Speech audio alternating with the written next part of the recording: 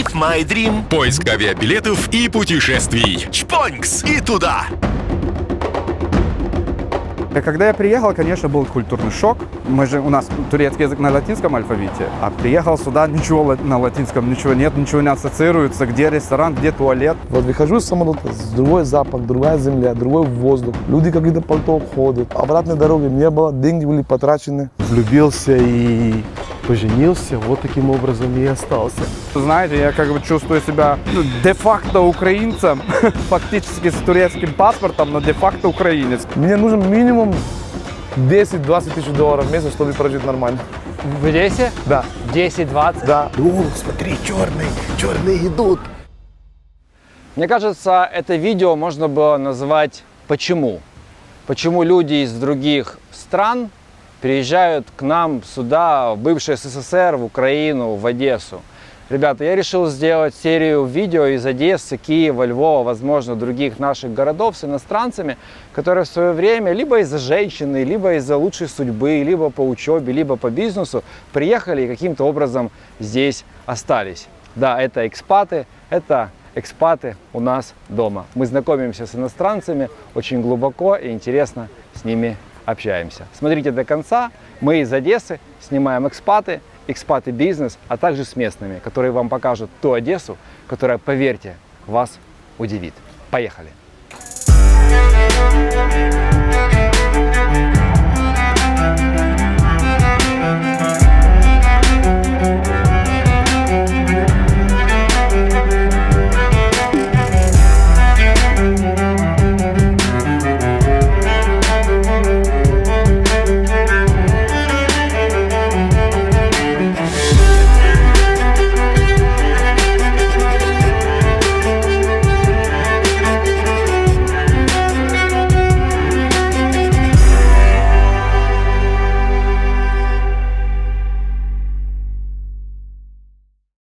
Мирабашечки, да? Merhabaşечки можно тоже сказать, да. Nasılsınız? İyiyim, teşekkür ederim. Siz nasılsınız? И им teşekkür ederim. Супер. Да, ребята, это турецкий язык в Одессе. Мы только что друг друга поприветствовали, спросили, как дела, сказали, что у нас все классно. Evet? Evet. Это да, тамам. Tamam. Все понятно. Хорошо. Хорошо, все понятно. Хорошо, все понятно. Можно и так сказать, да. Да, скажи, почему так много турков в Одессе? Я даже вроде слышал, что из Одессы в Стамбул и обратно по 10 рейсов в день. Да. В идеале даже больше. Я вообще учиться приехал, но люди приезжают сюда открывать бизнес ради женщин, наверное. Это честно? Ну честно, да. Ребят, с нами Туфан, он живет в Одессе много лет, и сейчас будем узнавать, что же он здесь вообще забыл, и почему живет и считает Одессу своим городом. Как я сюда попал? В 2006 году в Турции я готовился к экзаменам, вступительным экзаменам в университет. И в том году, получается, была очень сложная система, они поменяли полностью все. И я просто не смог сдать экзамен 2 года подряд. И после этого я начал искать именно, где можно учиться без экзамена. То есть просто поступать и учиться. И при этом, как бы, у меня родители вообще-то очень большое влияние оказали в этом тоже, потому что моя мама всегда мне говорила, что, ну, сынок, английский язык, это само собой. Но если ты хочешь отличаться от других, либо изучай русский язык, либо китайский. Ну, так как она любит литературу, там, русскую литературу туда-сюда, как бы, ну, она меня, можем сказать, зомбировала чуть-чуть. И я начал искать именно славянские страны, вот. Начал как бы с Москвы, не спускался, но я просто без моря не могу жить. Просто я должен быть обязательно возле моря. Поэтому я выбрал Одессу. Выбрал университет Мечникова, с университетом связались. И вот я сюда попал, получается, в 2006 году. Чисто географически я знал, где находится Украина, и, ну, Киев, как бы, понятное дело. Но об Одессе очень мало знали, просто я в интернете, когда смотрел фотографии, мне очень понравилась Одесса именно. Это архитектура французская, вот это все, ну, оперный театр, который находится перед нами, вот это все мне просто очень сильно впечатлило, поэтому я выбрал именно Одессу. Когда я приехал, конечно, был культурный шок. Это в основном плане языка. То есть у нас турецкий язык на латинском алфавите, а приехал сюда, ничего на латинском, ничего нет, ничего не ассоциируется, где ресторан, где туалет, там смотришь себе и, ну да, ну, то есть, это было очень тяжело вообще первое время. И тогда очень мало людей говорили на английском языке. У меня был какой-то средний уровень, чтобы выжить. Но я его не использовал, потому что здесь как бы никто не говорил на английском языке тогда. Это был очень тяжелый период, но был как бы очень большим мотиватором, чтобы изучать язык намного быстрее. И начал учиться в подготовительном курсе. Он находится в центре города, на улице Маяковского. У меня был очень грамотный преподаватель. Она просто была божественная вообще. И благодаря ей вот так вот я говорю по-русски. Хорошо учился, я был на факультете на 2-м месте. С нами тогда изучали европейцы очень много, американцы. У нас была очень как бы дружелюбная, очень общительная компания, можно сказать. Мы со всеми дружили, практиковали, общались, учились. Вот, собственно говоря, вот так вот первый год у меня прошел. Изучал язык именно. Год. Без перерыва, только язык. Грамматику, практика и так далее. Вот так вот. А потом как бы я пошел учиться на экономиста. После первого года мне очень многого не хватало здесь, в плане самореализации. То есть я хотел вообще работать, потому что тогда, когда я приехал в Одессу, у меня как бы у моих родителей было очень тяжелое материальное положение. Поэтому я хотел их освободить от этого всего. Мы с ними создали компанию по иностранным студентам, то есть мы оформляем иностранных студентов на учебу в Украине. Мы начали вместе с отцом этим заняться. Папа как бы в Турции собирал все документы, а я их здесь оформлял со 2-го года. И параллельно я начал работать еще в книжке. Книжка это на Александровском проспекте? Да, на Александровском проспекте. Меня там называли турецким шпионом. Почему? Потому что я за год, как бы, получается, мог до такого уровня говорить на русском языке, чтобы работать в базаре. То есть, понимаете? Ты говоришь, культурный шок, другой язык. Мне кажется, в любую страну приезжаешь, и другой язык – это всегда культурный шок. А что тебя шокировало, не знаю, в людях? Это же совсем другая национальность. Ты до этого путешествовал по миру, видел, не знаю, европейцев разных, там, может быть, азиатов? Если честно, нет, потому что это моя первая страна была в 2006 году. Украина – это была первая страна, в которой я пребывал за рубежом, можно сказать. В планах было только учиться, а потом возвращаться домой. Еще мой первый день в универе, после подготовительного курса, как обычный студент, одеваю себе спортивные штаны, одел себе рюкзак, спортивную обувь, иду в университет. Я иду, как бы там, смотрю, здесь что, какое-то открытие или, я не знаю, там открытие ночного клуба или что здесь происходит. Девочки так одеты, они как будто, не знаю, на Оскары пришли, что ли, я не знаю. Только нету красной ковры, только не хватает, знаете. Тогда, конечно, мы этого, все турки, не понимали, что снег вот такой высоты, да, допустим, и люди ходят на каблуках, это просто, мы вообще, то есть, это был визуальный шок, который мы все пережили. Еще был такой момент, что в подготовительном курсе в конце первого семестра я как бы вернулся домой на каникулы. И был такой момент, что может не возвращаться обратно, потому что зимой Украина совсем другая. Одесса, можно сказать, совсем другая, серая, депрессивная такая, дожди, туман такой именно, и такая атмосфера иногда бывает. И если вы не привык к этому, то это очень сложно для первого раза, скажем так. Поэтому были такие мысли не возвращаться, может не получится у меня. Все-таки как бы уговаривал себя вернуться, потому что все очень рекомендовали, что надо видеть лето в Одессе. Мы видели лето и просто влюбились. Просто, это...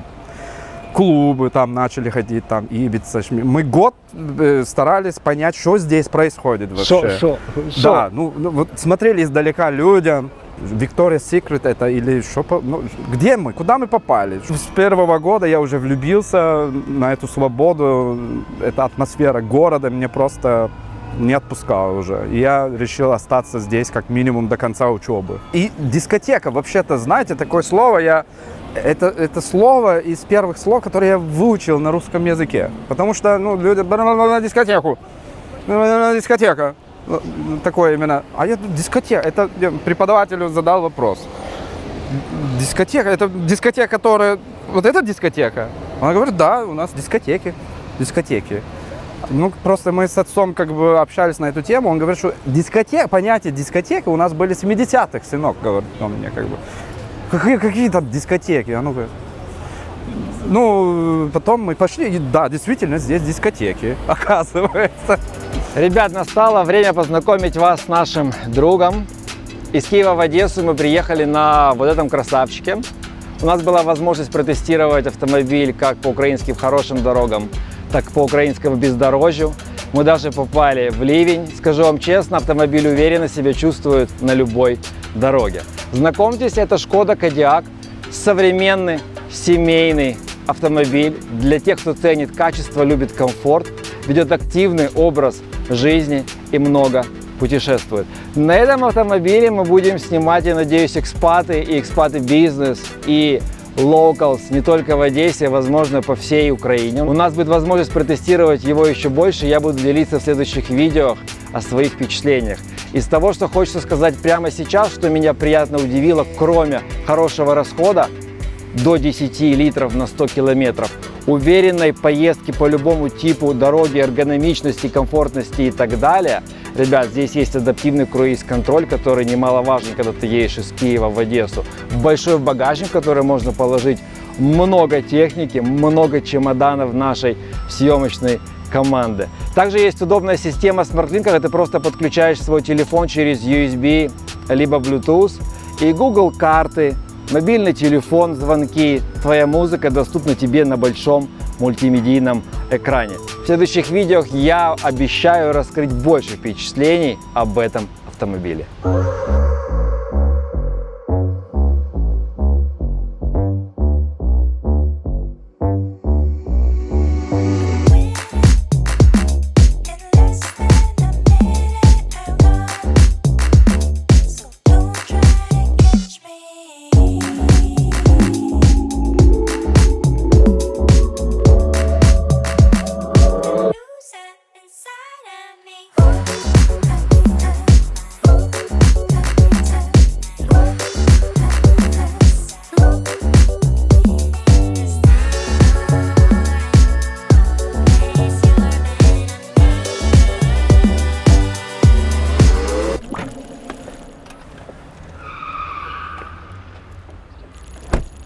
Ашу, так зовут того парня из Агры, из Индии, там, где находится Тадж-Махал, с которым мы приехали знакомиться. Парень, который помогает на сегодняшний день другим индийцам приезжать сюда в Украину, получать образование и находить для себя возможности новой жизни. Парень, который достаточно известен в определенных узких кругах Одессы. Парень, который сейчас будет нас с вами знакомить со своей Одессой. Пойдемте. Ребят, значит, история такая. Вот этот вот красивый парень, его зовут Ашу. Ударение правильно сказал? Да, правильно. Ашурават из Индии. Но история чуть-чуть другая будет сейчас. Мы снимаем в том месте, где Ашу провел много лет, первые годы своей жизни, медуниверситет. Да. Тут только что стучали громко, и мы не могли начать съемку. Ашу говорит, я сейчас разберусь. Я думаю, боже, куда он пойдет разбираться, что он будет говорить? Я говорю, тут все знаю. Приходит, стучит в дверь, открывает дедушка. Ой, привет, Ашу, здравствуй, как дела, как дела? Как твоя то, как твоя это? А как у вас то хорошо выглядишь, пожалуйста. Да, конечно, кофе заходи, бери друга, заходи, кофе выпей. Ты из Индии или из Одессы? Ну, я уже из Одессы. Когда меня спрашивают, ты откуда будешь, сказал, я отсюда. И сразу все вопросы. Ты местный? Да, местный. Ашу, расскажи, пожалуйста, как ты попал в Одессу? Что это за история? Это очень интересная история, которая началась еще в 2001 году. Желание выбраться из Индии, своего района, добиться что-то другое, посмотреть мир в другой стране. Просто решил учиться за границу, и неважно куда. И начал следовать, знакомые искать, так как 2001 год еще, интернет не работал. Сложно было искать кого-то, да, или как-то, что меня что-то рекомендовали. Ну, в своем городе маленьком, Агры, я начал искать людей, которые как бы где-то как-то побывали и могли мне что-то подсказать, которое помогло мне строить карьеру в медицине, так как в Индии сложно было поступать. И я эти два цели как бы сформировал в одном цель, типа я хочу учиться в медицине за границу. И уже начал над этим работать. Долго работал, искал людей. Наконец-то нашел общий знакомый, у кого жена десятка.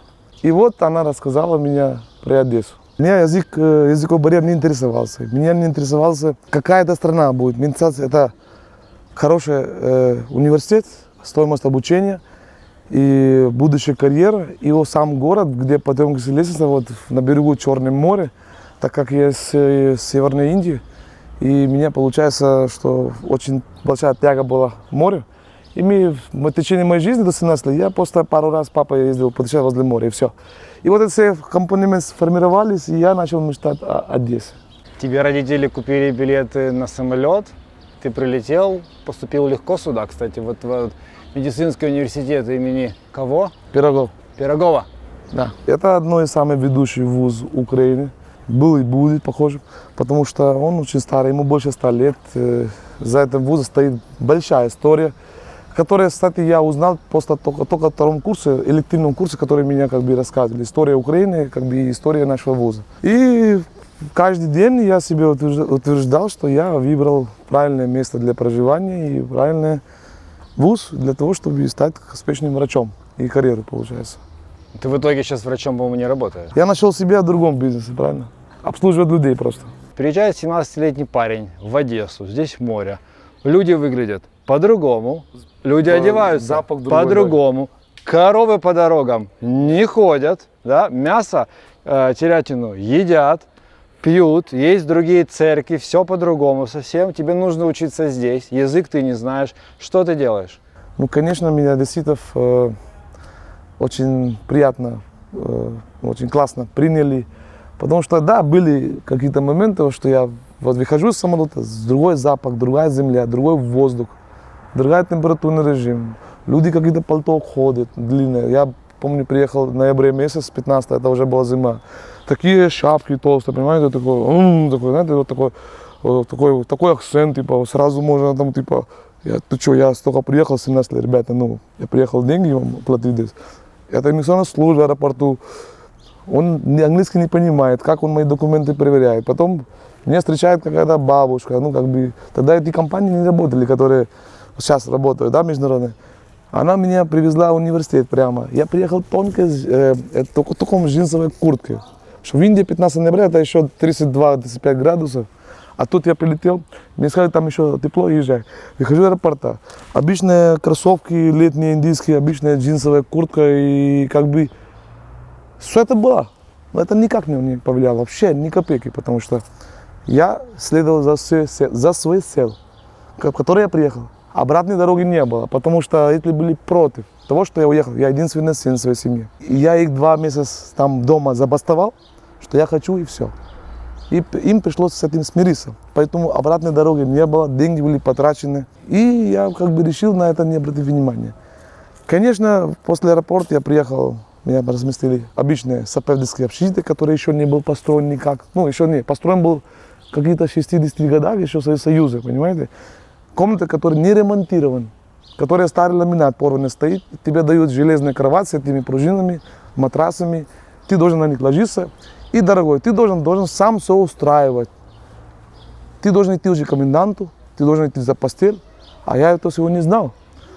Ну, я единственное знал, что я должен здесь уже оставаться и здесь жить. Уже крыша есть. Поэтому, конечно, мне помогли сразу же там уже живущие старшие курсники, что вот ты должен пойти срочно к коменданту, принести шоколад, что она тебя хорошо воспринимала. И вот тебе давала все, что ты хочешь. И постель не 2 раза в неделю меняла, а каждый день меняла. Хочешь? Я говорю, давай. Тогда был 2001 год еще. Военные ходили у нас в Украине.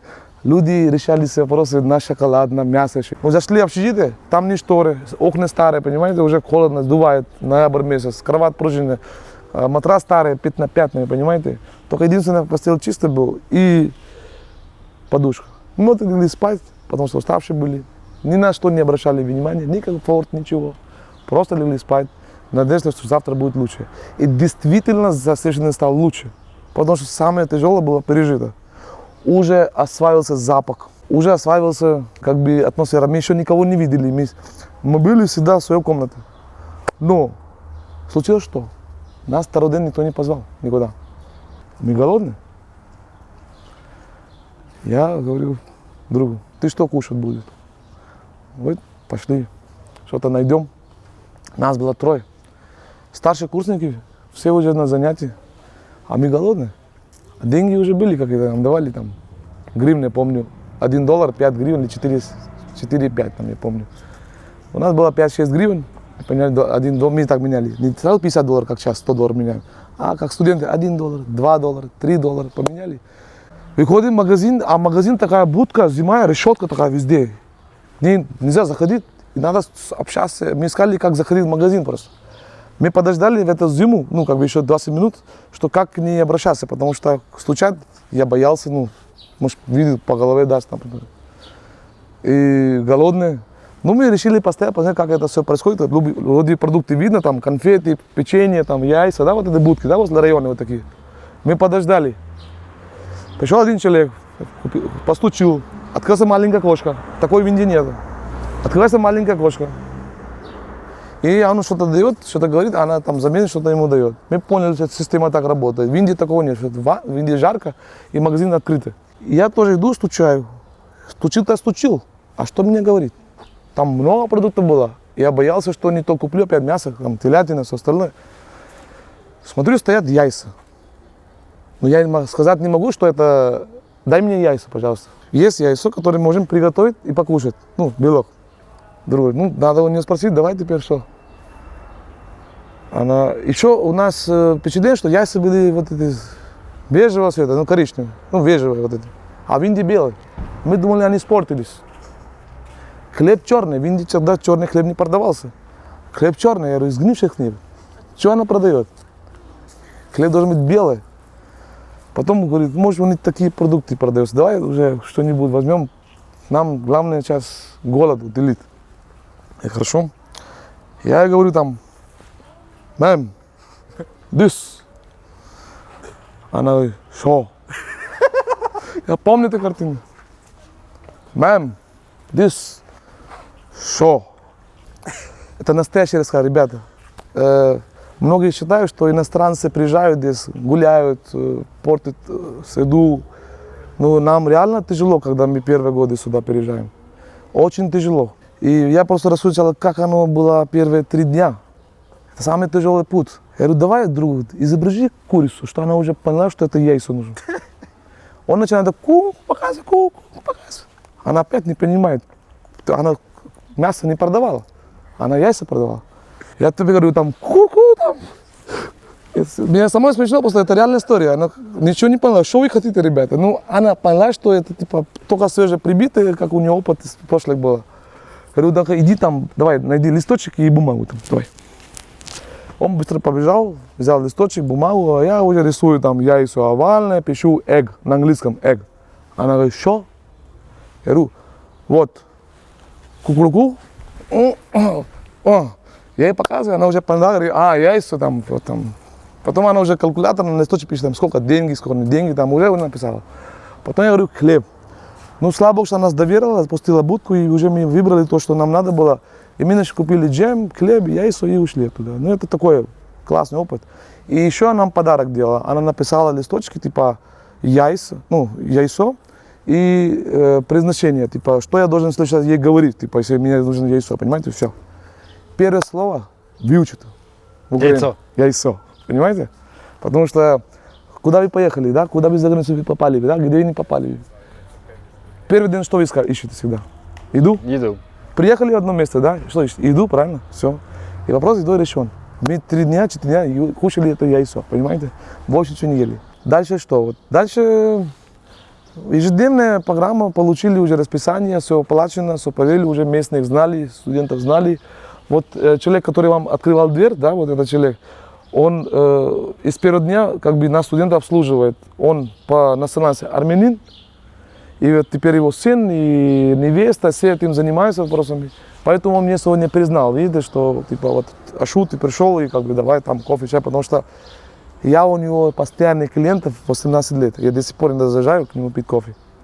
Знаете, как себе имя заработал человек? Вот так. И вот эти отношения вот мелкие, вот где-то я покупаю сигареты, я уже не курю уже. Я уже осознанной жизнью живу. Где-то покупаю кола, где-то покупал кофе. Все люди в чем-то меня каждый день помогали учить. Например, я ездил таксистом, я там читал аббревиатуры, да, оптика, аптека, вот тогда вот так я учил язык, то, что меня преподавали. И они мне помогали исправить акцент, произношение. И каждый день, каждый одессит участвовал в моем развитии здесь. Поэтому за это я им очень благодарен. Насколько сложно было поступить? Надо ли было сдавать экзамены? И как вообще, бесплатно либо платно, сколько стоило обучение? И как было вот учиться, не зная языка вообще? Ты же пришел на пары. Я приехал, поступил, начал учиться, мне все нравилось. Мои занятия, в основном занятий, это первый год был подготовительный факультет. Я не здесь учился, там еще другой корпус есть, старинное здание. И там, я помню, еще ракеты лежали в подвале, в Советский Союз, там, боеголовки. И мы туда каждый день ходили, учили язык. Начались из алфавитов, и я эти алфавиты повторял там на улице, людьми, все остальное. Очень простая была система адаптации. Основная цель этого отделения была не только вот тебе в устном виде показать и слова. Они должны были еще на практике тебе показать. Они должны были с тобой ехать еще по городу, экскурсии, музеи, автобусные туры. Я все хиты Советского Союза, советского жанра, все присмотрел с этим преподавателем. Как «Любовь голуби», «Москва слезам не плачет», там, Не верит. «Шурик», мы не верим, «Шурик» там 1, «Шурик» 2, «Шурик» 3. Я это все уже в первом году примерно присмотрел. И за это опять их благодарен, что они из первого дня мне вливали вот эти все традиции, культуры и штампы, знаете, вот с того, что Советского Союза, понимаете, то, что у меня осталось. И это все мне помогло быстро вливаться местными, в шутки участвовать, какие-то поговорки участвовать, рассказывали про каждый праздник. Вот это формат их не был, это еще старая школа, я помню, что сейчас так не преподают. Что преподаватель, помню, меня даже домой приглашали на чай, показывали нам, как чай пить по-русски, понимаете, или по-украински, там, какие у нас есть традиции по-украински, там, Масленица, например, Троица, там, всякие праздники, да, там, показывали, рассказывали, что, вот, ребята, вы должны, если будете здесь жить 6 лет, то вы должны будете с этими сталкиваться, там. Различия показывали. Процесс обучения очень профессионально, очень протекал, очень классно. Я как врач протекал, видел слово протекал. Никакой коррупционной системы, никакой коррупции в этом университете не было. И как бы до сих пор сегодня нету. Все желали, чтобы мы быстрее вставали на ногах и шли дальше своему карьерному лестницу, как первый курс МИДИН. Поэтому очень классно. Тебе, как иностранцу, образование стоило дороже по контракту, либо так же, как и для всех? Нет, да, конечно, я как иностранец, я переехал на контракт учиться. Это как бы своеобразный бизнес университета, как бы привлечь студентов за границу, чтобы государство зарабатывало. Соответственно, наш контракт дороже, чем украинских, отечественных студентов. Ну, соответственно, ну, как бы тогда это не совсем дорого было, там, я помню. Сейчас это может дорого, тогда это не совсем дорого было.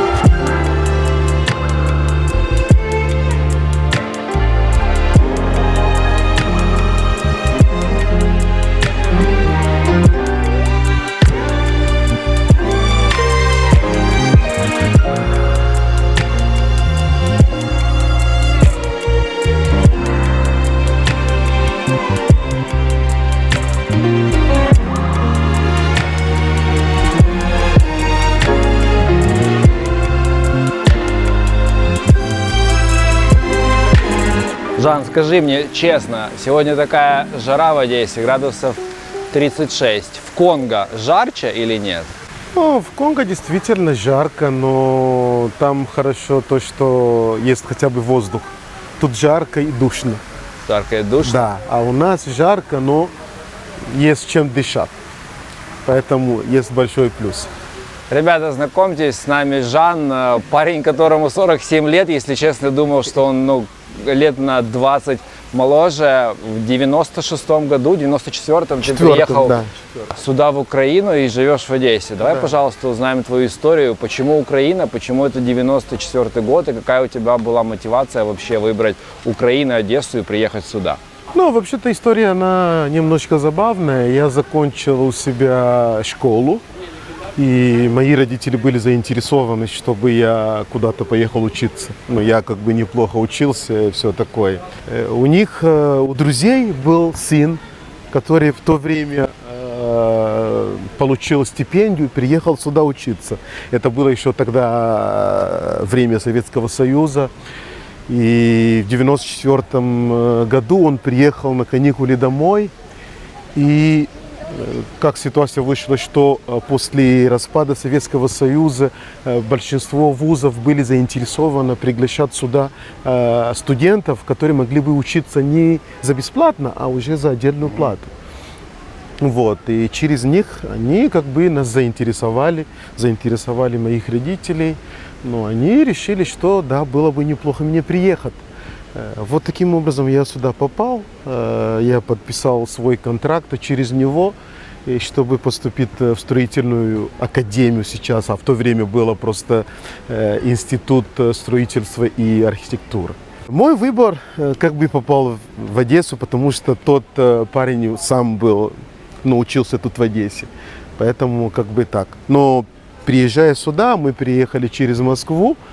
Там тоже были много земляков, которые как бы пытались тоже нас заинтересовать. Или, как я всегда говорю, агитировать.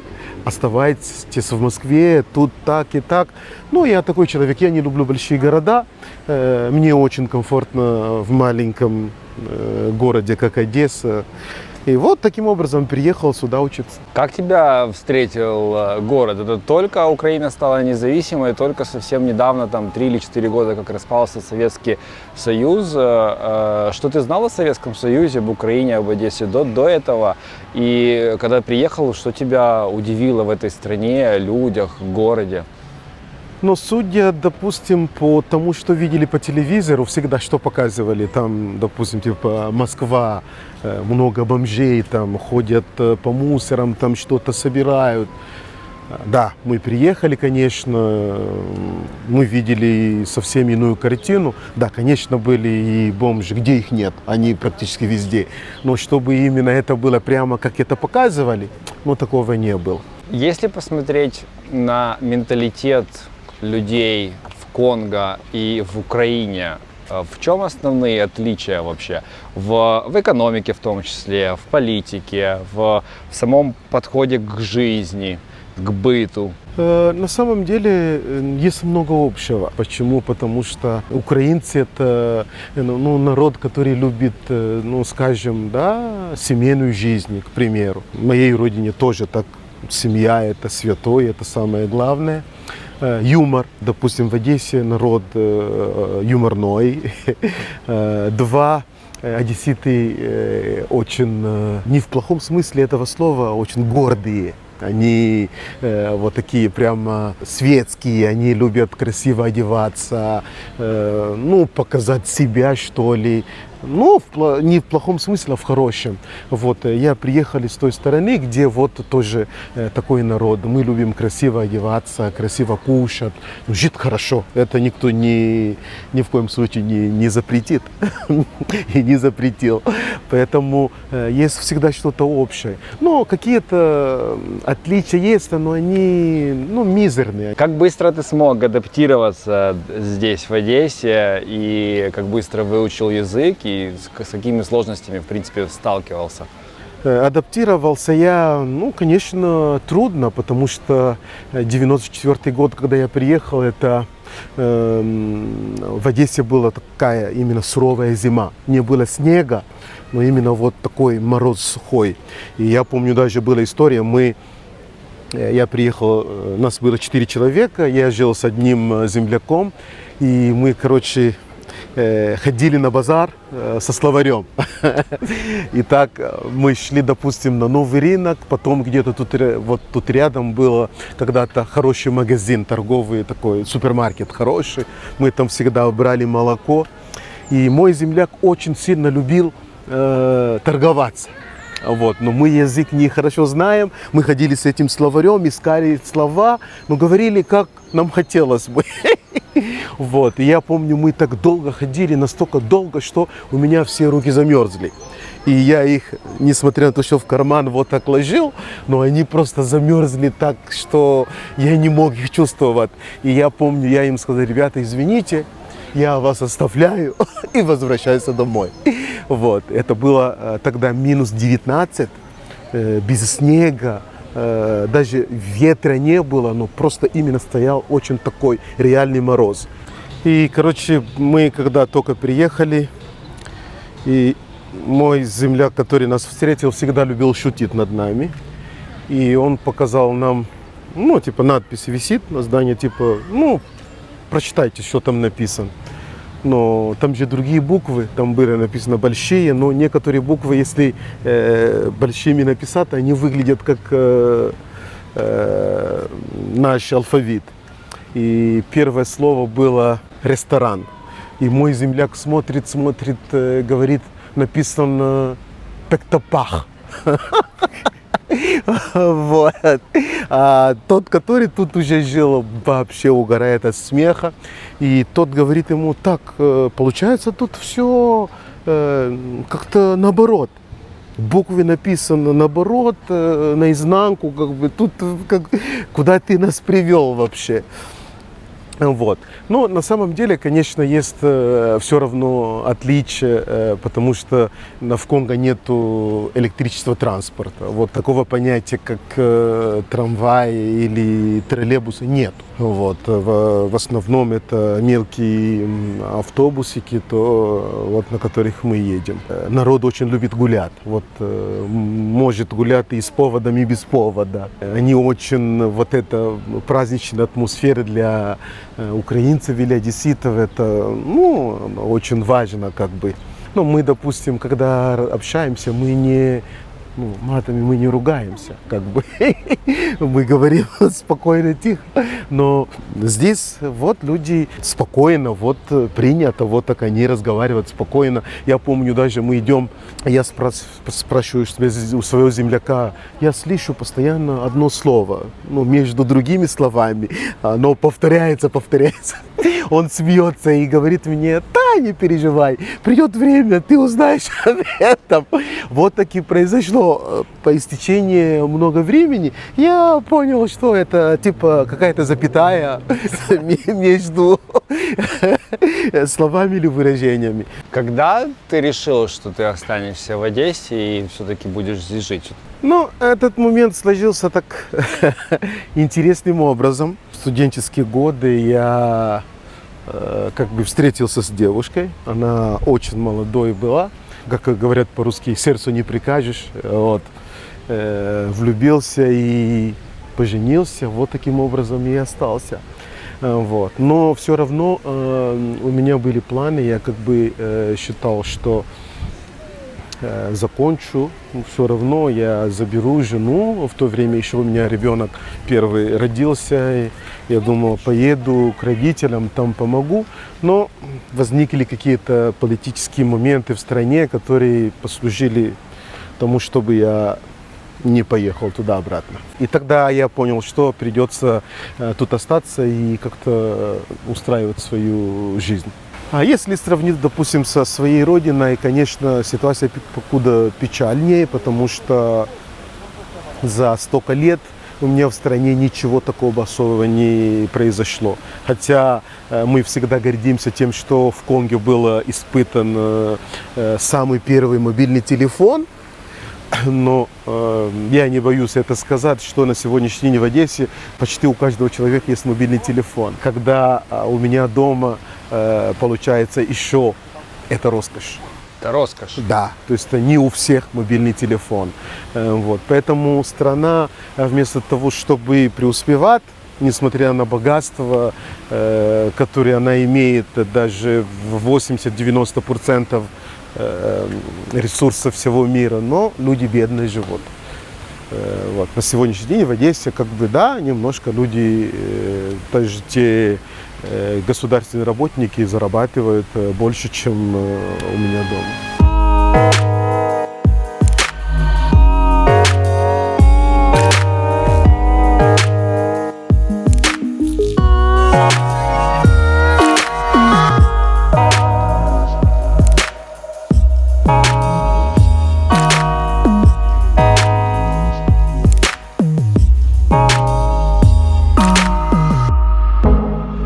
Ребят, я вам скажу честно, все время за камерами идет Туфан жена, которую вы увидите немножко позже. Она расскажет много тех правдивых историй, которые Туфан стесняется рассказать. Смотрите до конца, и она ему все время подсказывает. Расскажи про БМВ, расскажи про Расскажи, как ты по 5 баб снимал в детстве. Расскажи про свой первый брак. Расскажи, как покрестился.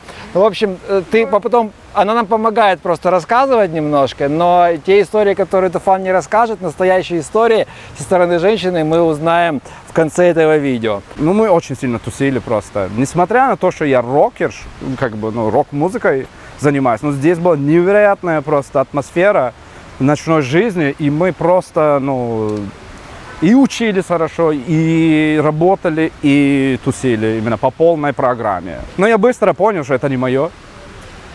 Я понял, что я я должен заниматься музыкой вообще. Это не мое. Я испытывал этот опыт, и я понял, что я не тусовщик, я хочу быть на сцене. Поэтому в 2013 году решил идти на «Голос Краины». Меня взяли, все по-честному, действительно, там ничего такого нету, я вас уверяю. И меня взяли, я до полуфинала поднялся, я выбрал Святослава Вакарчука, именно в пике его карьеры. Мы с ним еще спели в Одессе во Дворце спорта, без бою вместе вышли. 10 тысяч человек. Это ощущение просто невероятное просто.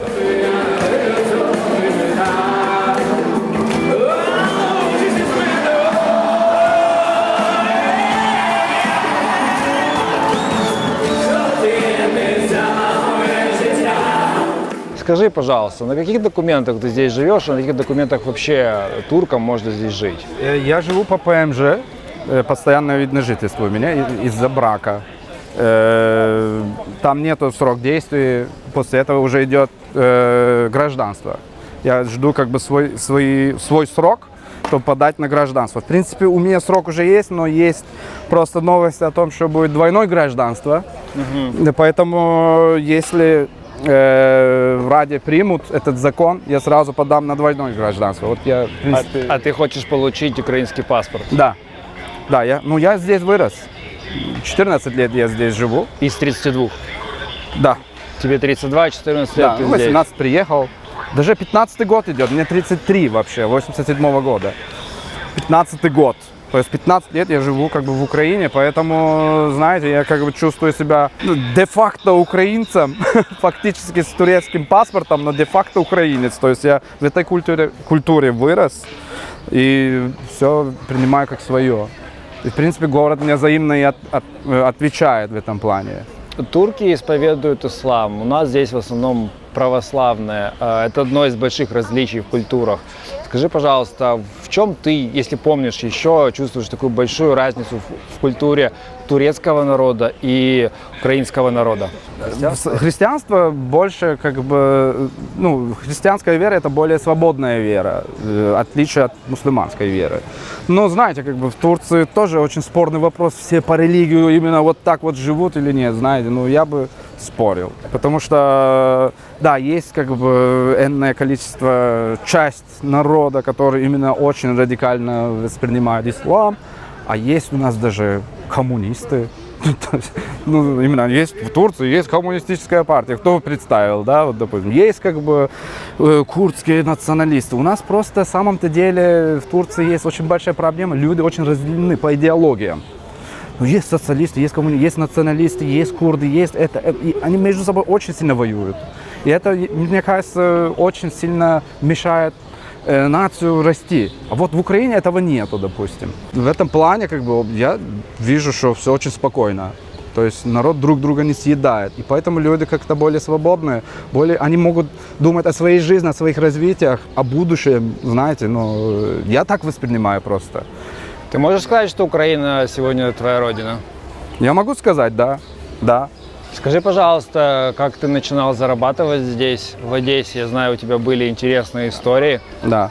Так как я сказал, что я начал сначала работать в книжке. Я где-то год работал в книжке, а потом мы открыли с отцом вместе свою компанию по поводу образования, что турецких студентов мы здесь оформляем на учебу. Вот. У нас было очень много студентов, мы много турецких студентов оформили на морской академии учиться. А после этого я еще купил себе маршрутки.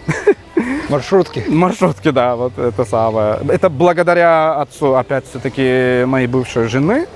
Он просто занимался этим бизнесом, и мы с ним договорились именно купить свои маршрутки и владеть ими. Вот. Грубо говоря, кастрюлю, можно сказать. Моя музыкальная карьера началась. Я в Одессе практически везде играл, во всех заведениях. Играешь на чем? Я играю на гитаре и пою. Мы выпустили альбом даже. У нас была украинско-турецкая группа по имени Lost Prey. Мы запустили альбом по названию That's Why через один немецкий лейбл. Но так как в Украине в тот момент, знаете, английская музыка не совсем как бы принята была. Ну, это была именно такая волна, знаете, как ветер и ушел. А я на данный момент сейчас писал 4 на украинском языке рок-песни. И я вот жду правильного момента, чтобы их выпускать. И параллельно я еще пишу стоковую музыку, то есть саундтреки для каких-то роликов.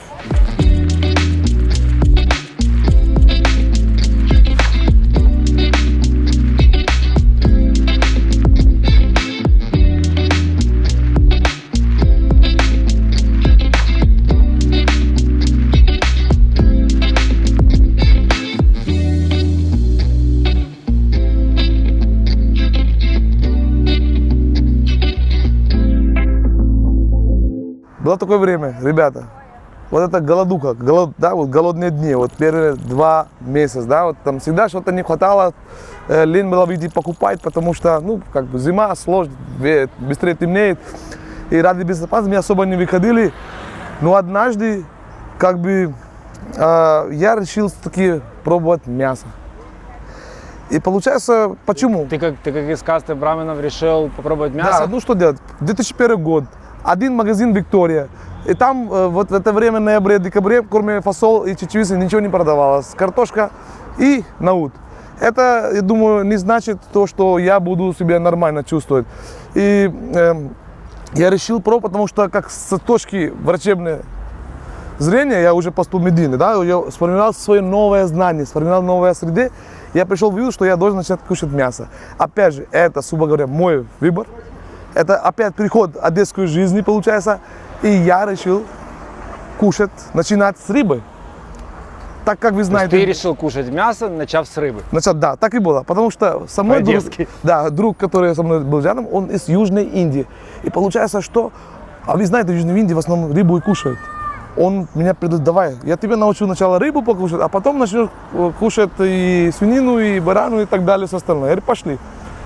Ну, он тоже был молодой, как бы до этого его мама готовила. Мы вышли в магазин, купили банку этого тулки, да, вот консервированной, да. И пришли в общежитие, и начали готовить, получается. И что теперь?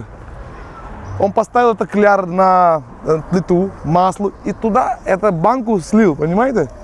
Вот эта тулка консервированная жарит, что будет? Ну, понятно. Это такой дым и такой запах по всему общежитию, что, ребята, просто можно с ума сойти. Этот запах у меня сел в голову. Я взял, прокрестился, я больше рыбу кушать не буду. И вот мой первый опыт с мясом в виде рыбы получился неудачный. И я какие-то еще пару месяцев как бы оставался на своей вегетарианской пище. Ну, опять смотрю, что я худею, я потерял достаточно много веса, минус 8 килограмм. Из-за чего? За то, что у меня не хватало питания. Потому что зима, тогда был пару магазинов, супермаркетов не было, 2001 год.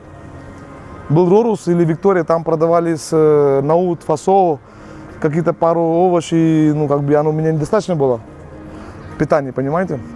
Поэтому я решил кушать осознанно, решил с точки врачебного зрения, что если я хочу здесь жить и хочу оставаться и строить свое будущее, даже в другом, за границу, да, что где такие суровые ситуации, да, по отношению к продукту, ну, тогда еще в Одессе завоз не было так сильно, то я решил стать вегетарианцем и начал кушать курицу.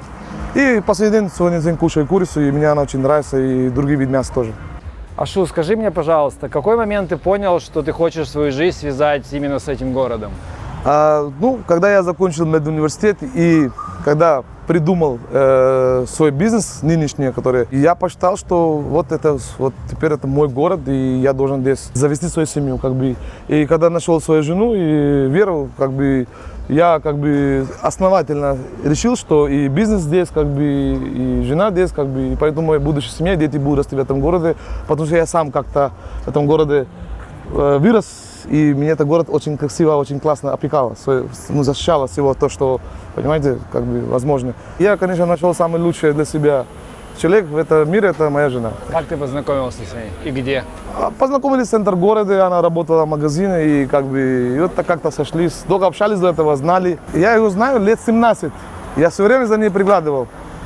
Но только вот пришло правильное время, мы, как знаете, как-то встретились, поговорили, поделились и решили как бы оставаться в своей жизни вместе. Мы идем в той части города, где там наливают, там танцуют, там пьют и танцуют, и наливают, а через 3 часа здесь будет все кишить, машины шуметь, бибикать друг другу, люди будут до 6 утра кричать, ругаться, танцевать, жениться, разводиться. Это было частью твоей жизни, в том числе Аркадия, Итака, Ибица? К сожалению, либо ты все время работал? К сожалению, до сих пор остался эта традиция студенческая, что я ходил Аркадию раз в год гулять, и до сих пор хожу. Раз в год, да, хожу гулять, открываю свой сезон в Ибице там и все. И потом домой, и то как бы работать, ну, надо просто.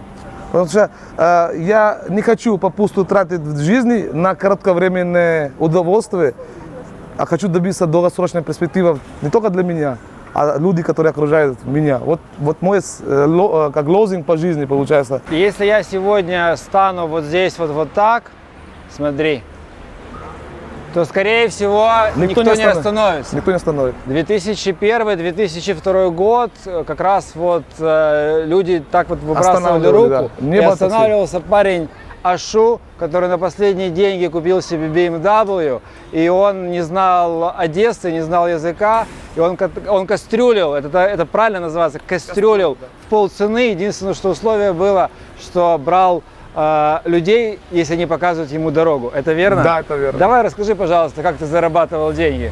Каждый вечер, когда город начинал гулять, и в течение 2 года, 4-5 курс я помню, мне нужно было купить компьютер и все остальное. Да, там. И еще хотел жить в квартире, не общежитие. Я выезжал и кастрюлил. И, конечно, люди останавливали, вот как сегодня никто не останавливает. И вот я приезжаю по Екатеринской, по Советской армии, везде. Люди, кто стоял, я останавливал и сказал: хорошо, куда еду? Мне надо генерал Петрова. Это мне еще пришло пользу. Я пришел с целью заработать, но у меня еще пришло пользу в том, что тогда навигатор не было, и айфонов не было, и смартфонов не было. Были Samsung, эти голубой глаз, вот это самое. Я говорю: знаете что, я город не знаю, но я вас отвезу. Сколько обычно платите? Ну, плачу там 20 гривен. Дайте мне 15, кто дорогу покажет, и все. Таким образом я их возил, и в течение полгода я все город знал, все дворы знаю. И даже те места знаю, даже которые действительно не знаю. Опять же, они мне помогли адаптироваться. Ну, были случаи, конечно, очень опасные. Когда бандиты сидели, мне оставляли пистолет ночью, потому что пьяные сидели, которые не хотели мне платить. Но я отстаивал свои права, свое... какая-то внутренняя сила была, которая вот давала мне всегда чувство, что я здесь не чужой, а свой, как бы я могу. На сегодняшний день у тебя компания, которая помогает студентам, будущим студентам из Индии поступать сюда, приезжать сюда. То есть ты тот человек, который помогает им условно переезжать, адаптироваться и все делать, верно? Да. Как давно ты занимаешься этим бизнесом?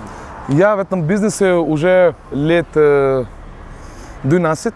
Я, будучи студентом, когда в 5 курсе закрыл свой такси, я устроился работу как местный координатор для этой компании, которая имела здесь контракт с университетом. Я обслуживал их студентов. Встречал, оформлял, поселял и доточивал те минусы, которые я не получал. Ну, которые я обслуживал так, чтобы они не нуждались в тех вопросах, которые я. Но у меня был ограниченный ресурс и полномочия. И та компания не хотела мне платить или потратить на это что-то больше. Они хотели по старым варварским методам работать. Так как вы знаете, мир меняется очень быстро. Мир основан на технологии. Все правду сейчас можно узнать, репутации можно узнать. Поэтому я из этой компании ушел и создал свою компанию. Такой же, но просто 100 раз лучше. И до сих пор, до сегодняшнего дня, эта компания работает по этим принципам. Конечно, это не был мой основной цель. Мой цель оставался тогда врачом работать. Но у меня вот эта вражда или какие-то конфликты, какой-то там челлендж, да, называем, оно меня привело к тому, что я могу делать лучше. Я был уверен, я делал лучше. И эта компания реально работает. Тебе хватает того, что ты зарабатываешь на поддержание тебя, жены, семьи, машину ты уже купил, квартиру купил в Одессе? Нет, еще. Собираешься? Конечно, собрался, и вот так случилось. Меня не хватает, конечно. Меня не хватает на содержание всего этого, потому что я все трачу на благосостояние компании, сотрудников, что они еще больше работали, больше обслуживали. Хочу все время что-то строить, создавать им условия. Сколько нужно денег тебе, чтобы комфортно вдвоем с женой жить в Одессе каждый месяц? А мы очень простые люди. Нам много не нужно. Сколько денег? Нам нужно деньги для того, чтобы мы нормально питались, качественно, здоровой пищей, а не просто вот купить булочку. А это, соответственно, знаете, очень дорого стоит. Нам не нужен Масерати, не нужен BMW. Нам нужны деньги для того, чтобы качественно прожить, путешествовать. И у каждого это в своем уме это разные параметры. Сколько? Я? Да. Мне нужен минимум 10-20 тысяч долларов в месяц, чтобы прожить нормально. В Одессе? Да. 10-20? Да. Чтобы это нормально прожить качественно. 10-20? Да. Может, дети тоже есть? Тоже нормально. 10-20? Да, почему нет? Путешествовать тоже надо. Не жить в Одессе, а путешествовать про жизнь и все. Хорошо, а без путешествий и всего остального только для жизни в Одессе сколько денег? Пару тысяч долларов, думаю, с головой хватает, чтобы здесь качественно прожить. Пойти купить можно, это я пошутил по 10-20, пойти за руку, пойти купить себе футболку раз в месяц, жене маникюр, педикюр, все остальное, думаю. Это с арендой квартиры и всем остальным? Это без аренды квартиры. Вы арендуете квартиру или у вас Да. своя? Я арендую квартиру, потому что я хочу хорошую квартиру, я на нее накапливаю. Сколько ты платишь за квартиру? Где-то 500-600 долларов в месяц.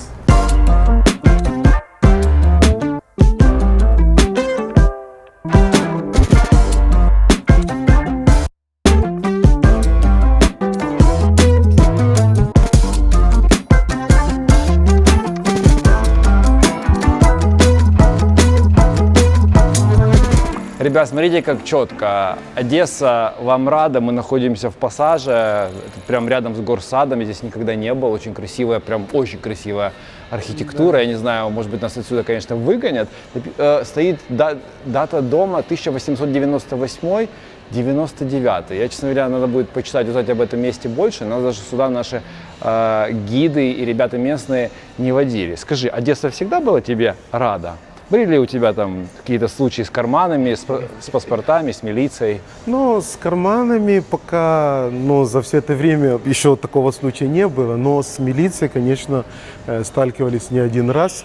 Был один случай, это было 98-99 год. Это год был для меня очень сложный, потому что это год, когда мои родители обанкротились. Я прошел тоже очень много сложные моменты. И я помню, мы пошли с ребятами в гости, зашли к одной землячке.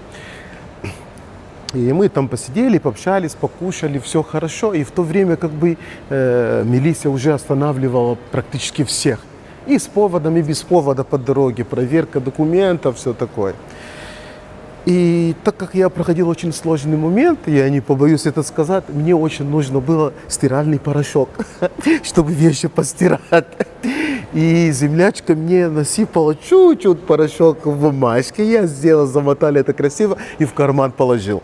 И мы идем по дороге, общаемся, уже домой возвращаемся, и тут правоохранительные идут нам навстречу и останавливают. Проверяют документы, мы отдаем, все красиво. И они решили, проверить нас, имеем ли мы там что-то плохое, колющий, режущий. Вот. И я лезу в карман, вытаскиваю все, и тут эту бумагу с порошком вовнутрь. Достаю, смотрю, милиционер аж, не знаю, возрадовался. Наверное, он подумал, что у меня сегодня джекпот. Неужели я поймал продавца наркотики? Я открываю, он говорит: опа, ребята, идем в участок. Я говорю, а что идти в участке? Это всего лишь порошок. Он типа, что? Это порошок? Он берет, нюхает. Действительно, это порошок. Я смотрю, у него аж прямо все, дух упал вообще на минус не знаю сколько. Вот. А как ты думаешь, где безопаснее, в Конго либо здесь в Одессе? На сегодняшний день безопаснее, я бы сказал, ну не то, что даже здесь, но тоже опасно. Знаете, я придерживаюсь советом моего бывшего директора, когда я просто где-то почти что 10 лет работал в Макдональдсе. Вот, и он Здесь в Одессе? Да, здесь в Одессе. Он всегда, ну там же тоже это серьезная компания, там меры безопасности там перенято на высоком уровне, все такое. И он всегда мне говорил, пока приедет, допустим, отряд, мы должны всегда знать, как себя защищать.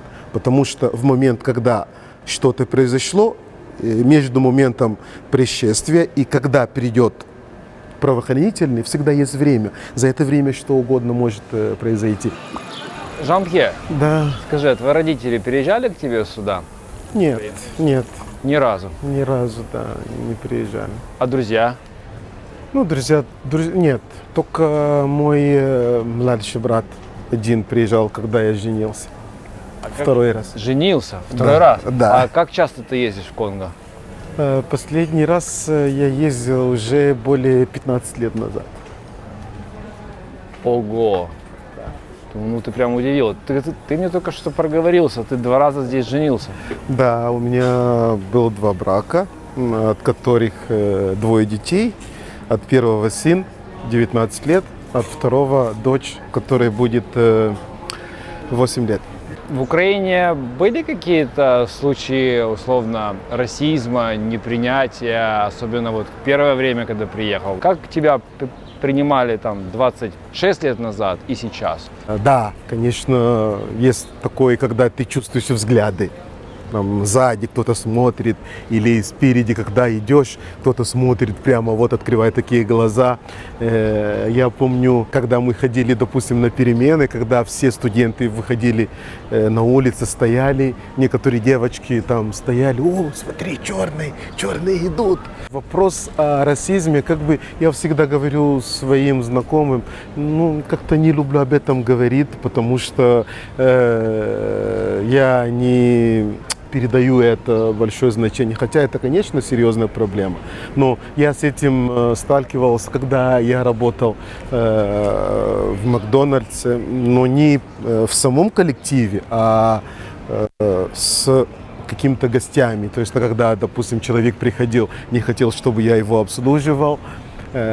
Потом, как ни странно, рядом стояли другие люди, которые приходили, о, как давно мы тебя не видел, обслуживай нас, пожалуйста. А они стояли уже на это, смотрели непонятно какими-то глазами. Оказывается, то, что он другого цвета кожи, это ничего как бы не меняет. Вот. Или когда одна женщина стоял, услышал, когда я руководил работой ребят, которые со мной, потому что я немножко выше стоящий был. И она сказала, а что это он командует? Почему он не едет к себе командовать?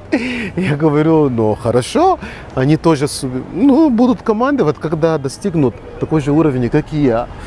То есть я успел раньше них, поэтому я и командую. Что тут такого? То есть вот такие моменты. Или даже здесь, в нынешней моей работе, за 2,5 года был один случай, когда мы стояли с коллегом, мы там разговаривали, и заходит мужчина, я с ним здороваюсь, он не отвечает, я задаю вопрос, чем я могу вам помочь, он на меня смотрит и говорит, я хочу к нему. Мой коллега стоит и смотрит на меня и не может понять, что вообще происходит. Я говорю, давай, дорогой, обслуживай человека. На сегодняшний день, как я сказал до этого, Одесса изменилась во много к лучшему. Даже те ребята, которые пытались нападать или нападали на иностранцев, вот это движение куда-то исчезло, оно рассосалось, и все, больше этого нету. Поэтому это, конечно, тоже очень хороший момент для Одессы, потому что это туристический город. Сюда будут приезжать всегда иностранцы. Хотите ли вы этого или нет, это способ зарабатывания денег.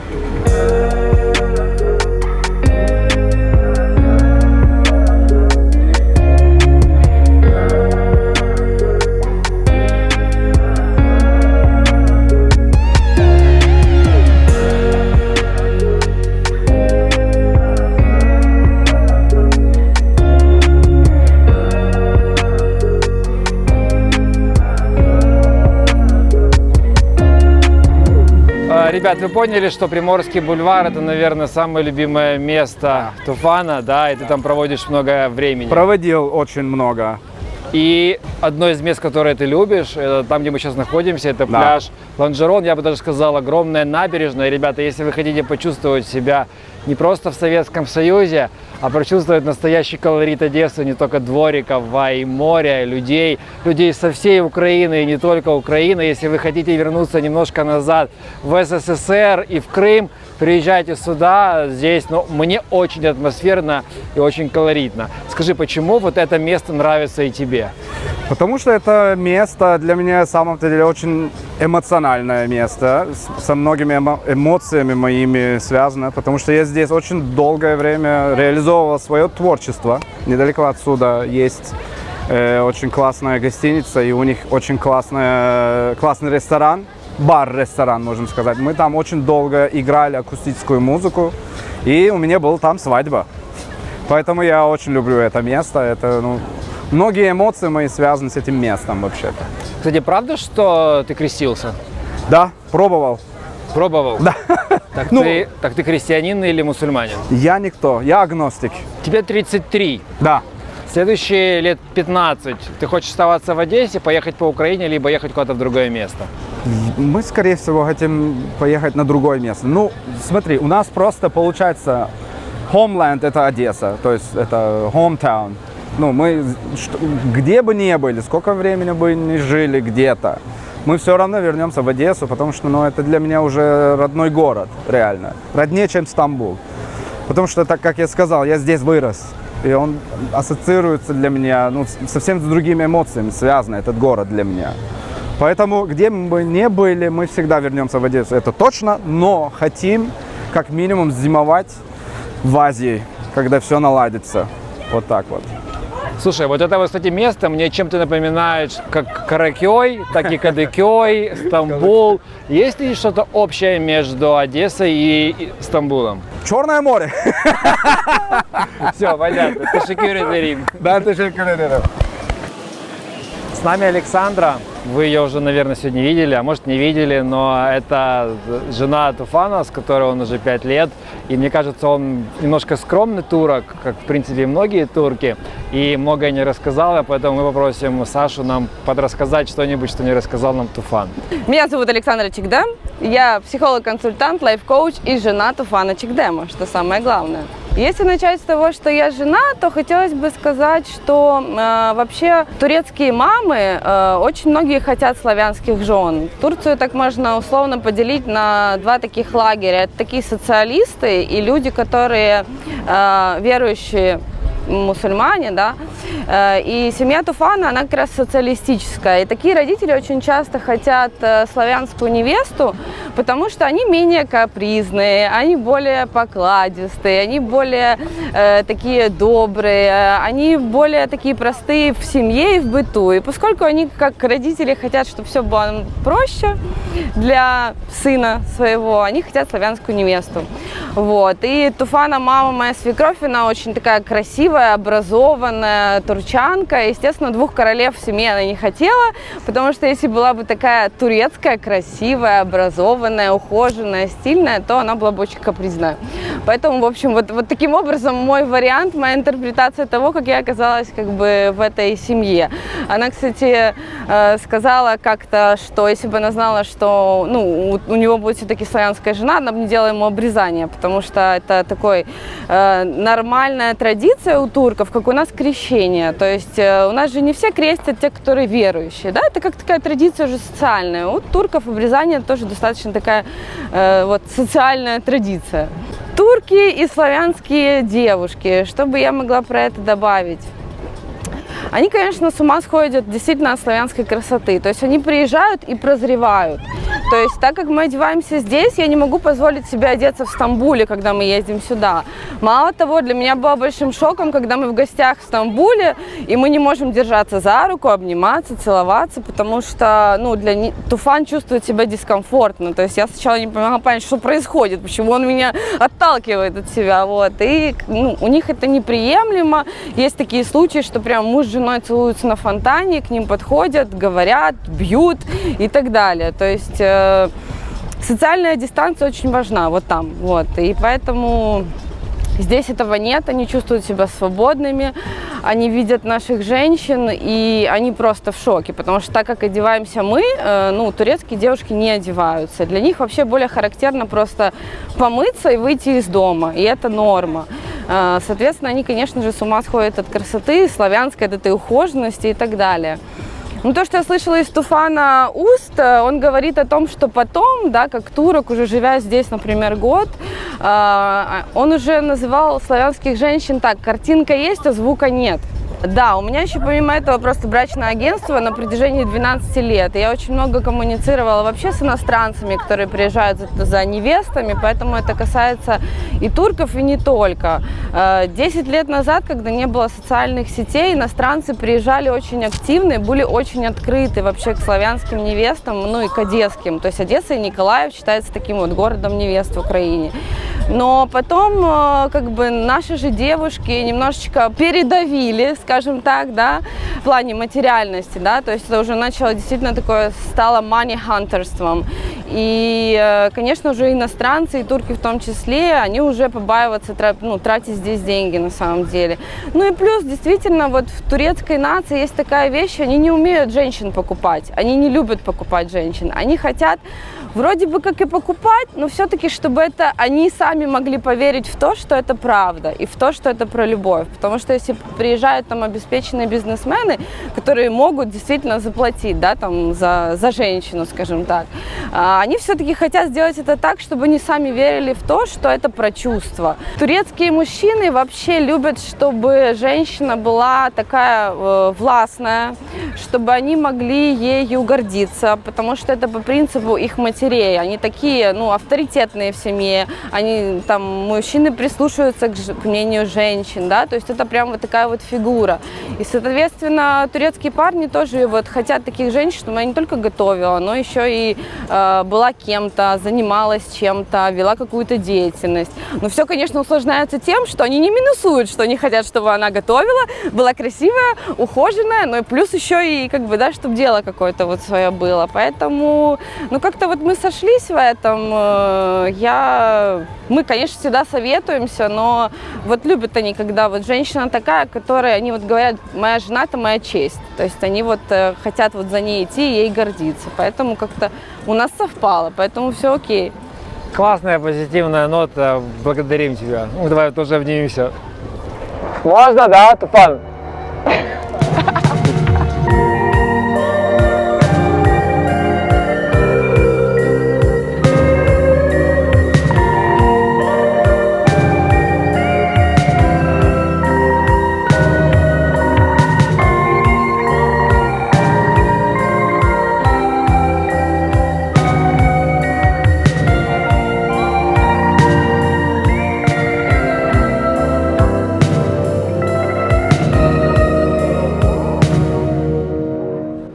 Ашу, скажи, пожалуйста, 2001 год, не так много студентов из Индии приезжают в Одессу, точно, там единицы.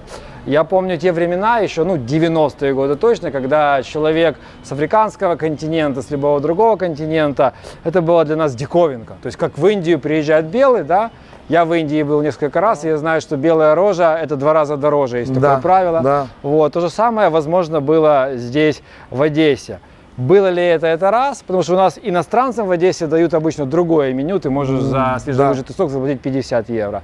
Первый вопрос. А второй, был ли какой-то определенный здесь расизм, что ли?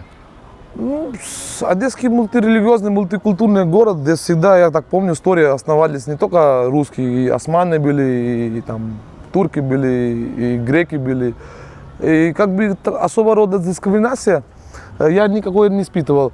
Ну, конечно, придурков везде хватает, этих алкоголиков, наркоманов, которые как бы от злости или там на почву чего-то их, ну, их просто нападали, были вопросы, там были, конечно, как тычки, ну, которые, как бы, ну, местная полиция и другие люди, как бы, урегулировали сразу, как бы, ребята, не надо трогать, они наши гости и так далее. И все, как бы, особо я не чувствовал, вот, отлично все было. Когда твоя мама с папой, ну, не то чтобы смирились, а вот приняли то, что ты остаешься в Украине, у тебя женщина, она не исповедует индуизм, ты из касты браминов, вот, как твои родители говорили тебе: слушай, Ашу, едь, пожалуйста, домой, вот тебе вот это, едь домой, вот тебя ждет невеста, вот мама сари пошила, вот тебе еще что-то дадим, не знаю, там 4 коровы будут за тобой идти на свадьбе. Было ли такое, когда твои родители приняли и сказали: все, сын, мы поняли, это твоя новая Агра, это твоя Индия, и здесь ты будешь счастлив? Начну с того, что я отношусь к очень образованной семье.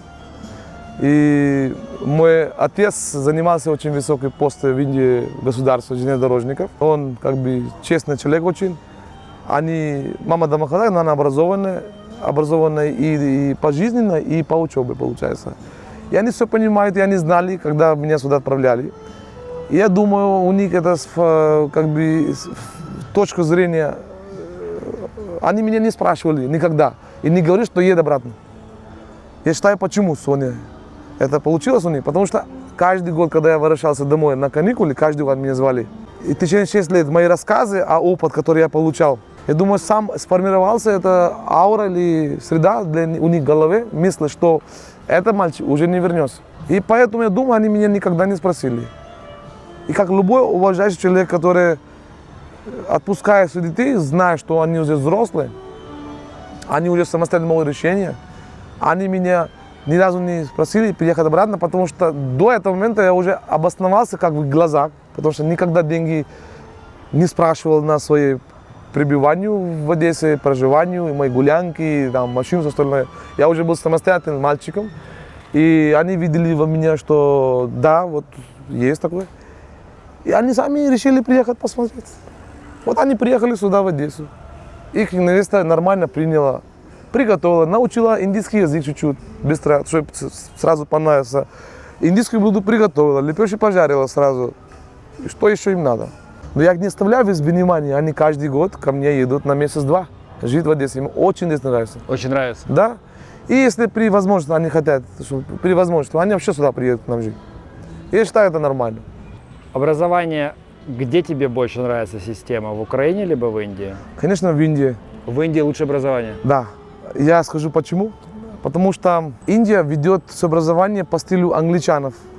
А вы знаете, Англия в высшей школе, как бы, конечно, приоритеты. Украина до 2005 года еще была в системе, старой системы. И 2005 года они начали меняться, реформировать болонскую систему, европейские там стандарты. Но вы сами меня сейчас скажете, я не вру. Мы еще не стали полностью, пришли в Европу, правильно? Есть много доработки, которые нужно делать. Чтобы делать это качественно, правильно? Мы находимся посередине. Я не говорю плохое, супер образование. Ну, вот это поколение, которое преподавало в Союзе, конечно, оно быстро адаптировалось к новой системе болонской. Но это не совсем то. Нужно еще доработать. Где выше коррупция, в Индии или в Украине? Везде. Хорошо. Медицина? Медицина, конечно, в Украине медреформы не было 2092 года. Ее пытаюсь сделать, но не получается. И еще бюрократические системы демократии, как и в Индии, как в Украине. Соответственно, в Украине все государства до сих пор остались государственные, а частному не дают развивать, да, лицензию. А в Индии эта революция давно случилась, еще в 80-х годах. И, соответственно, там медицина чуть-чуть, не чуть-чуть, а лучше, потому что туда приезжают лечиться сейчас, если вы знали, на медтуризм. Да, это правда. Пациенты из Саудовской Аравии, шейхи из Дубая, Казахстана. из Казахстана, из Украины тоже люди едут, которые могут туда ехать. Правда. Потому что они получают за нормальные, адекватные деньги лечение и больницу высочайшего класса мирового уровня просто. Я твой друг в Агре. Ну, там живу у нас 2-3 миллиона город, и ты приезжаешь в Агру. Я такой: Ашу, дорогой, привет, рад тебя видеть. Ты где? Где ты живешь? Как ты? 20 лет тебя не видел, расскажи мне.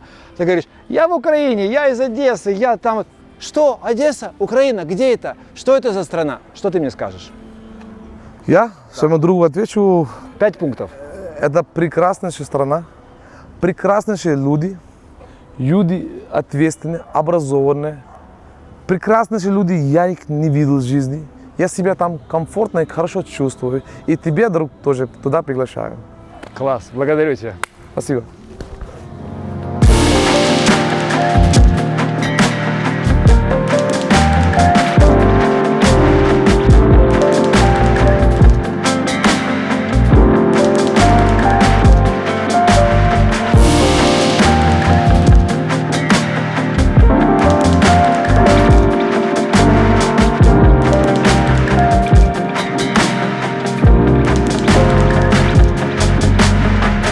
Жан-Пьер, сколько нужно денег, чтобы жить в Одессе? Вот минимальное количество денег, и сколько так, чтобы чувствовать себя очень комфортно? Ну, сейчас, ну, конечно, сложно, потому что когда я помню студенческие годы, расскажу так, я уходил, тогда были карбовенцы, и я брал там, не знаю, 5 или 10, уходил в булочную, чтобы купить хлеб. Я покупал очень много хлеба за этих денег. Или когда мы ходили по дискотекам, нам приходилось поменять всего лишь там долларов 10, максимум 15. И за эти деньги мы могли гулять пятницу на субботу, субботу на воскресенье, и еще оставалось. Вот. А сейчас, конечно, сложно. По моим подсчетам, если, допустим, ты не имеешь своего жилья, на одного человека тебе надо будет зарабатывать хотя бы как минимум долларов там, 1500 или 2 в месяц. Так много?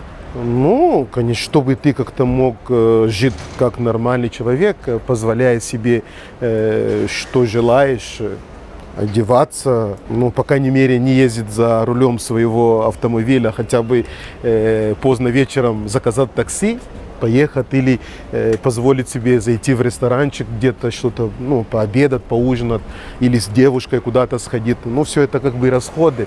Поэтому надо цифра... 1500-2000 долларов в месяц, чтобы чувствовать себя очень комфортно. Да, да. А минимум, который нужен вообще денег? Ну, минимум, если 1000, конечно, неплохо было бы. 1000 неплохо. Мы идем Более-менее. по Лонжероновской, там находится бар Зельда, в котором ты работаешь. Да, бар Зельда. Сейчас, скажи мне, за вот эти вот 26 лет, которые ты в Украине, кем ты переработал, сколько зарабатывал и какой у тебя вообще опыт работы? И какие нужны документы, чтобы тебе работать? Что я понял, что украинского паспорта у тебя еще нет, ты совсем недавно подался, у тебя по каким документам живешь, кстати? Вот. Еще вопрос. Сейчас я живу по документам как политический беженец. Да. Куда бежал? Но потому что у меня есть на это причина, и не буду об этом говорить, чтобы потом не возникли вопросы. Вот. И вот с этими документами я и здесь живу, и я имею право работать, я имею право, как и вы. Да. А голосовать имеешь право? Голосовать только нет. Вот. А в основном мы имеем общие права.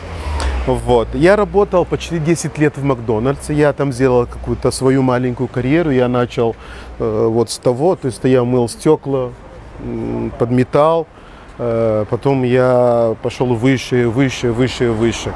Конечно, это были для меня хорошие времена. Я прошел очень хорошую школу, и меня там ценили, и работа, она была очень хорошей.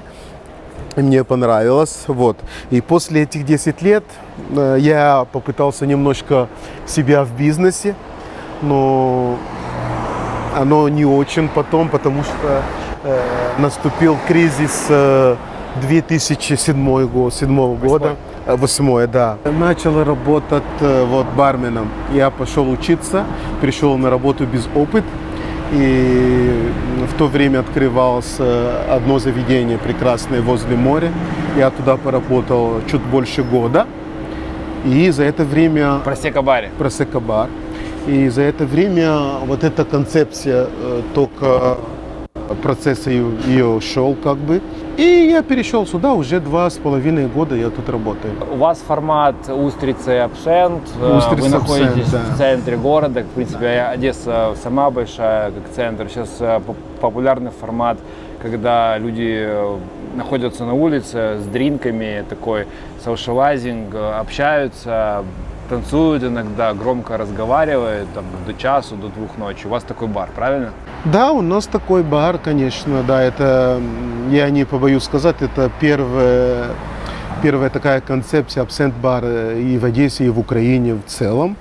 Вот, да, к нам приходят разные люди, разные гости, которым мы всегда рады. Бар в концепции speak easy, то есть мы больше делаем коктейли вкусные, то есть приглашаем всех приходить. Давай на минутку зайдем, посмотрим, как вы выглядите. Да.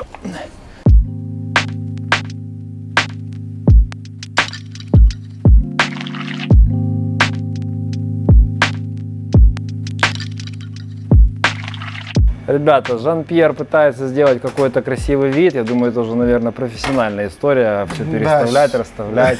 Скажи мне, вот это бармены постоянно что-то там крутят, что-то. Это типа что?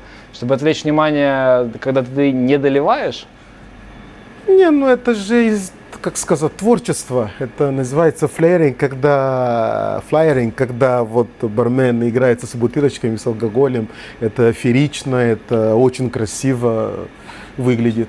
Я давно не хожу в бары, если честно, но мне кажется, что как раз вот за барной стойкой сидят те люди, кому хочется с кем-то пообщаться. С тобой часто разговаривают здесь о жизни, о том, о сём. Да, действительно, со мной общаются, и гости по большому счету приходят только ради этого, ради общения, да. То есть выпить, конечно, это само собой, но по большому счету гостям нужно общение, внимание. Вот они вот хотят этого. Когда оно есть, всегда они будут приходить. Что самое интересное ты узнал за последнюю неделю? За последнюю неделю всего больше мы говорим о карантине, нежели о чем-то другом. Да? Каждый рассказывает, как провел эти 2 месяца. И вот об этом делимся. У кого был стресс, у кого нет, у кого как карантин прошел. Вот об этом это же мы бары говорим. только открылись, и люди соскучились. Вот люди соскучились, конечно, да.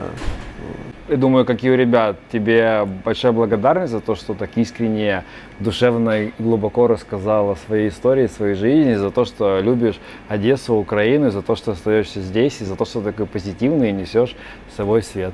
Спасибо. Мерси. Окей. Дякую. Дякую.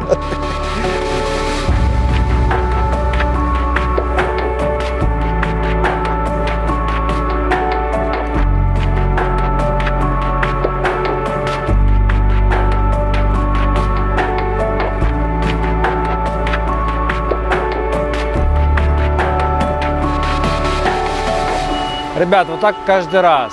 То Оле знак мешает, мы хотим напротив оперного театра Одесского снять, то парень что-то здесь приехал на машинке, то мотоциклист едет, то какая-то громкая машина, постоянно останавливаешься. Оля говорит, давай туда, давай сюда. Да какая разница куда? Одесса красивый город, куда ни снимай, в центре везде сумасшедшая архитектура, добрые люди, вкусные заведения, ну и солнечное солнце, ну и, конечно же, я. Смотрите, у нас с вами в этом выпуске, это был первый из 3 выпусков из Одессы, был парень из Турции, Туфан, Ашу из Индии, из Агры и Жан-Пьер из Конго. Эти ребята рассказали свою историю, эти ребята, которые, у них есть немножко бизнеса, кто-то где-то работает, но они рассказали свою историю вот больше как о жизни, о переезде и так далее. В следующем выпуске, который вы увидите, это экспаты, те же экспаты, по сути, только экспаты бизнес. Те ребята, у которых есть бизнес, у нас будет 3 шикарнейших ресторатора. Это итальянец, который сюда приехал из-за женщины, Роберто Армаролли. У него ресторан Нонна Летиция. Это Нивио из Перу, который в 91 году сюда приехал, потому что его очень интересовал социализм, он хотел познакомиться лично с социализмом, приехал и немного разочаровался. Сейчас у него пончо-бар на Греческой. И также у нас будет Борис Жан-Леон. Боже, я наконец-то выучил, как правильно его зовут.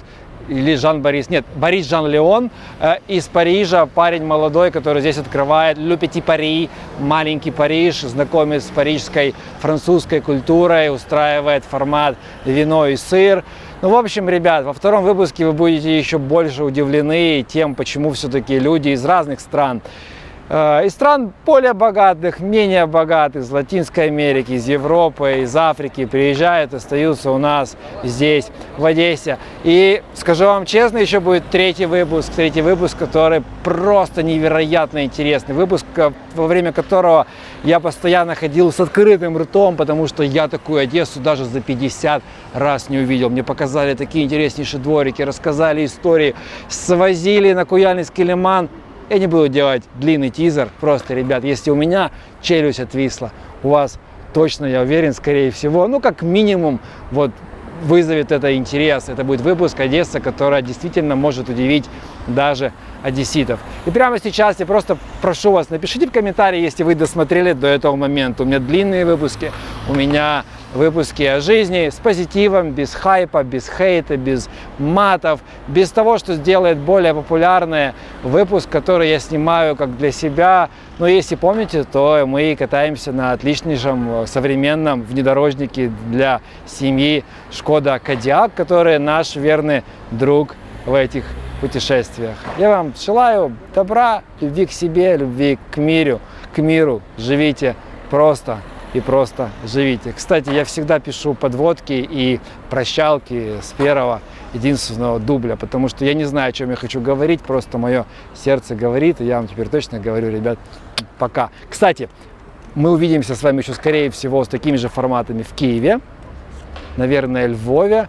И если вы хотите, чтобы я приехал в какой-то город, и у вас есть герои, дайте, пожалуйста, знать. Я вам всем благодарен за то, что вы нам сбросили много очень героев. У нас было в Одессе, наверное, 100 человек. Мы делали кастинги 100 человек. Многих героев по Киеву, по Львову. Если хотите увидеть другие города, тоже, пожалуйста, напишите. Я к вам в город приеду. Все, теперь точно. Пока. Ну и, как всегда, шумная машина. Да, пока.